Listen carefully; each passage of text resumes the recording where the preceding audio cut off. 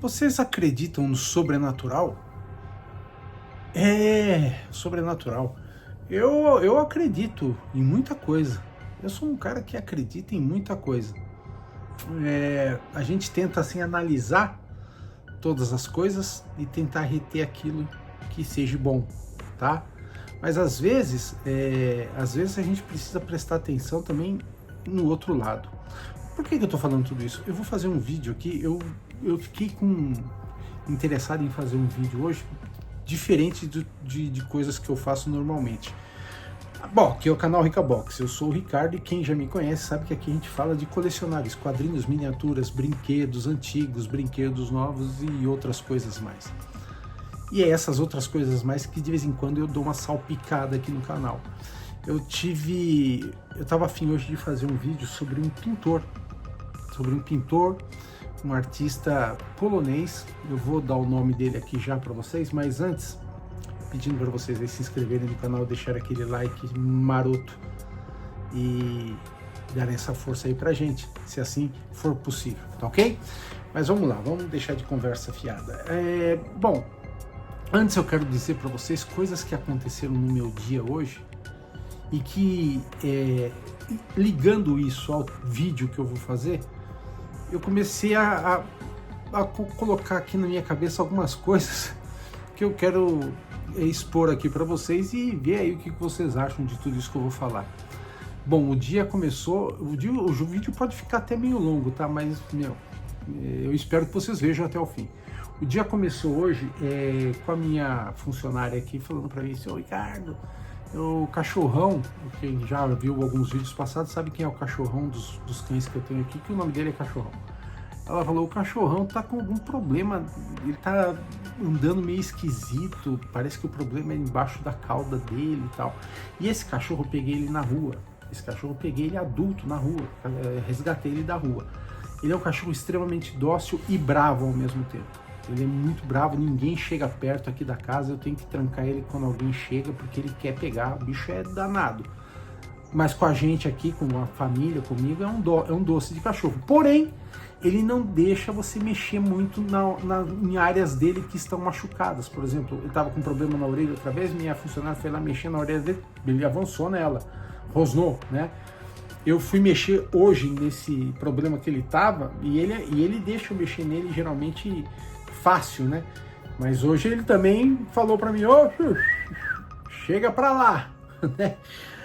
Ou seja, hoje o dia começou assim meio estranho pro cachorrão, né? Cachorrão deu um ar de meio bravo com a gente hoje, mas não tem problema. É assim mesmo que funciona essa parada. Não tem erro não. O cachorrão continuará aqui sendo tratado do jeito que ele sempre foi, né? E a gente só vai ficando esperto e vendo o que pode se fazer nele e o que não pode. Afinal, eu peguei ele adulto, peguei ele já grande, né? Da rua. Não tinha nenhum histórico dele para mim escrito, né? Ó, eu sou assim, eu sou assado. E é assim que funciona. Bom, depois eu hoje quase caí num golpe, mas quase, rapaz, mas faltou muito pouco para mim cair num golpe. Acho que os meus guias espirituais protetores me protegeram nessa, porque faltou muito pouco para eu cair num golpe de um produto que eu estava vendendo para uma pessoa do Facebook. E, cara, eu ia entrar bem, mas consegui me desfazer da coisa, do negócio, né? Dei para trás o negócio, eu ia entrar num golpe bem dado. Por isso, cuidado com o Facebook, com as coisas que vocês vão vender, vão fazer, vão comprar lá, porque tá cheio de pilantra. É o que mais tem nesse mundo, é isso, pilantra. E quase que eu entrei bem. Rapaz, quase que o nosso amigo Antônio aqui, que cuida do jardim, começou com a sopradora dele lá, que aquilo faz um barulho violento. Eu dei uma cortada no vídeo. Vamos continuar e espero que ele já tenha acabado o que ele tinha que fazer aí. Bom, voltando aí ao assunto, né? Então foi o cachorrão de manhã, foi esse golpe que eu quase entrei bem, quase, mas faltou muito pouco. E aí eu comecei a elaborar o vídeo que eu ia fazer hoje, que é o vídeo sobre esse artista. E depois que eu falar sobre esse artista para vocês vão entender o que eu tô querendo dizer. Bom, comecei a separar aqui as fotos de algumas obras deles, né? Algumas obras dele, algumas pinturas dele.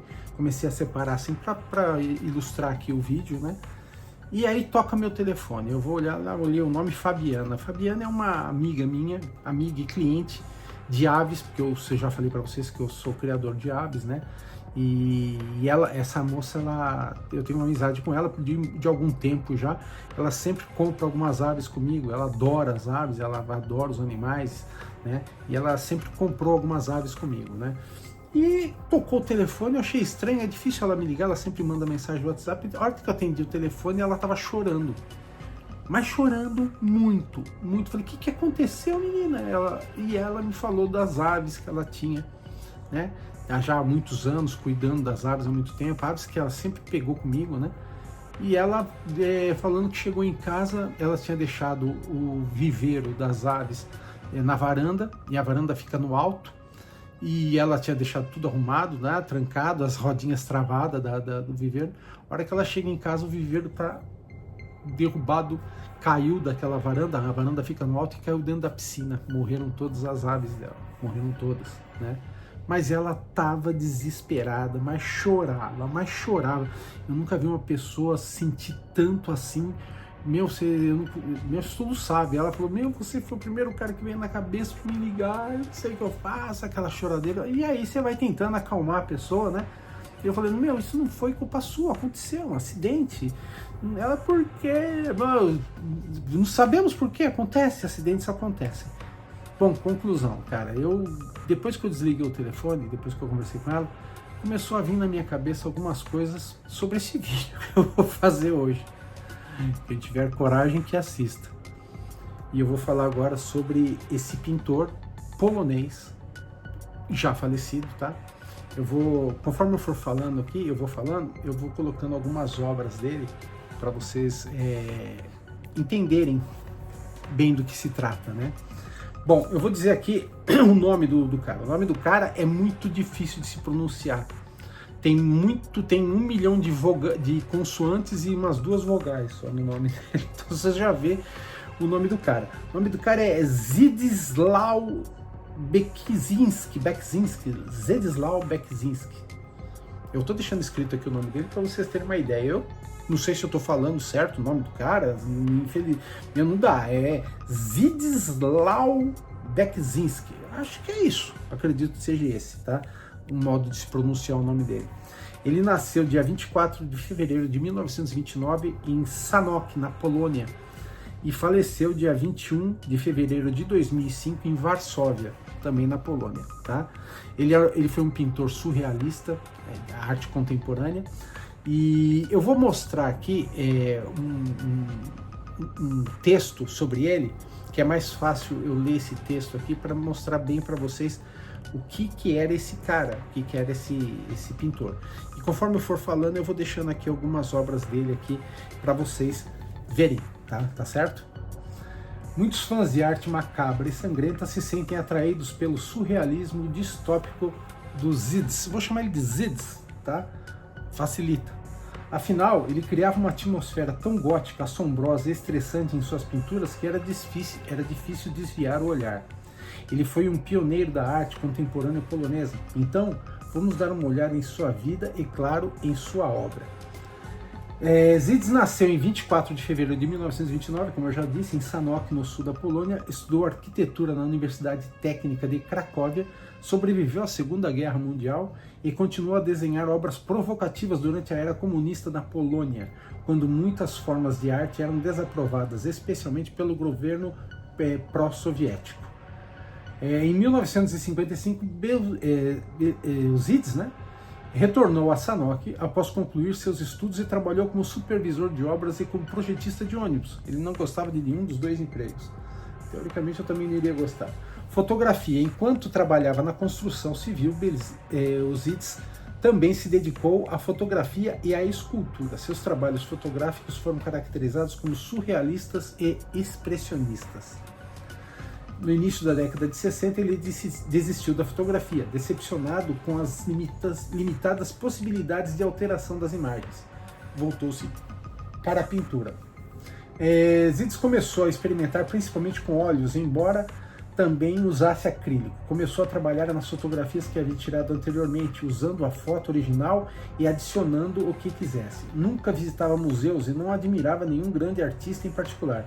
Enquanto pintava, sempre ouvia música clássica, embora também apreciasse o rock. Era a música que ele a que ele devia a sua inspiração.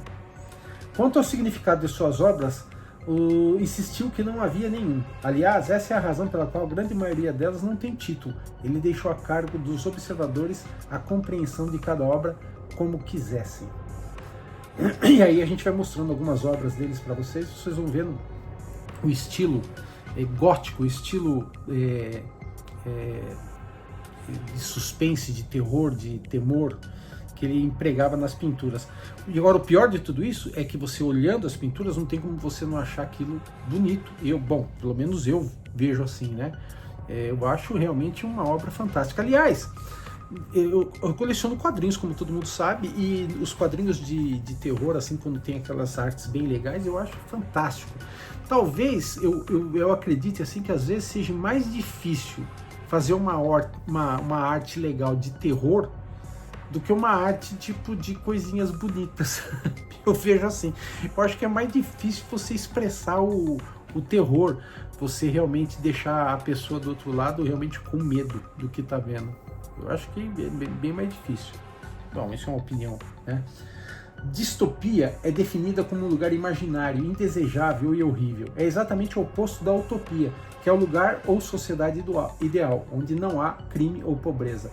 O surrealismo foi um movimento no século XX que promovia a libertação total do subconsciente.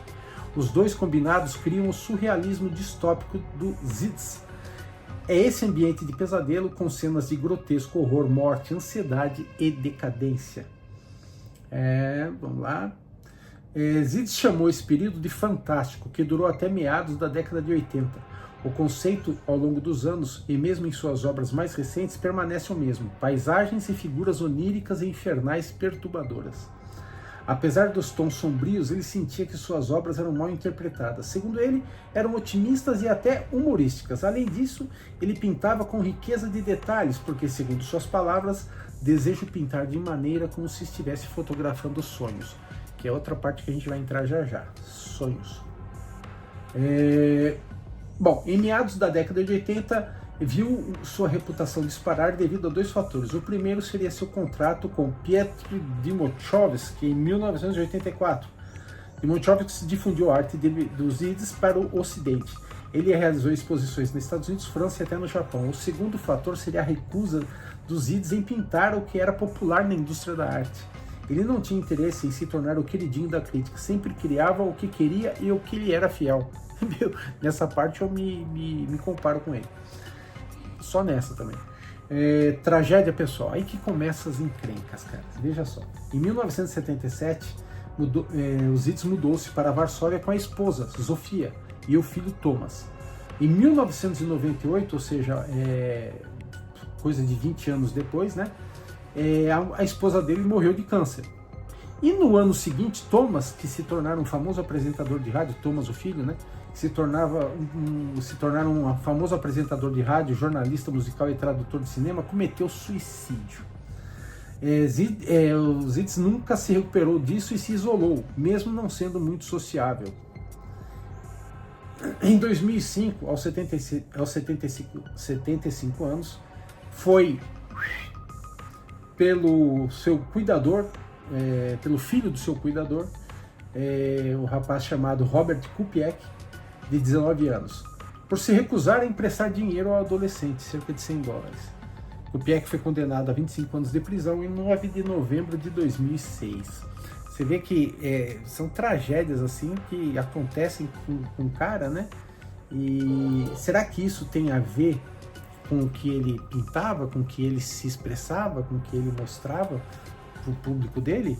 Talvez, ou não, a gente não sabe, né? Mas com certeza, quando ele fala aquela frase, né, que ele gostaria de pintar o que ele via em sonhos, eu acredito muito nisso, eu acredito muito nessas viagens por esses mundos invisíveis. Aliás, deixa eu mostrar uma coisa aqui. Eu estou acabando a minha leitura aqui de Viagens a Mundos Invisíveis, tá? Do Anthony Peake. Depois eu falo mais sobre esse livro. Estou gostando demais disso aqui, é sensacional. Então, quando a gente começa a entender certas coisas desse lado mais esotérico, né, mais espiritual, a gente pode ver que realmente esse pintor, né, o Zids aqui, ele tinha dentro dele uma escuridão enorme, né? E talvez a pintura fosse um modo dele tentar tirar isso de dentro dele, penso eu assim, né? Ele viveu no período da guerra, deve ter visto coisas na Polônia, cara, deve ter visto coisas, deve ter sentido coisas lá que devem ter formado esse lado escuro dele, né? Porque não é normal, quer dizer, não é que não é normal, mas a forma como o cara expressa todo esse modo dele ser, esse modo dele pensar, como ele expressa toda essa escuridão que existe dentro dele nas suas obras, né? É uma coisa assim que você vê que não é normal, né? Ele só pintava isso, ele só fazia isso. As fotografias dele eram baseadas nisso, né? As esculturas até que ele fazia também baseadas nisso. Ou seja, era dele isso aí, estava dentro dele isso aí. Não sei se isso era uma coisa natural dele ou se foi uma coisa construída dentro dele, mas a forma que ele achou para se expressar, para poder tirar isso de dentro dele, talvez, foi através da arte dele, que pode-se falar qualquer coisa de grotesco e tudo mais, mas que realmente eu vejo, em algumas obras deles, eu vejo assim, eu acho muito bonitas, cara, muito bonitas. O grotesco, o terror, o sobrenatural, quando bem expressado, bem pintado, bem desenhado, se torna realmente uma arte, né? E a gente vê isso em vários quadrinhos aqui, opa, bati aqui. A gente vê isso em vários quadrinhos aqui, né? Que eu já até mostrei aqui, Hacking. A arte de Hacking é sensacional e é baseada nisso, no terror, no grotesco, né? No inferno, nas coisas infernais, né? E eu achei legal, interessante trazer isso hoje aqui. Mas confesso que essas coisas que aconteceram no dia me deixaram assim, falando, puxa vida, né, rapaz? Coisas assim que não necessariamente aconteceram de mal para mim, pelo contrário, né? Você vê o lado de você ser quase ser exposto a um golpe, mas ser salvo no último momento, você ser salvo ali disso daí, né? A coisa que aconteceu com o meu animal aqui, de não passar só de um...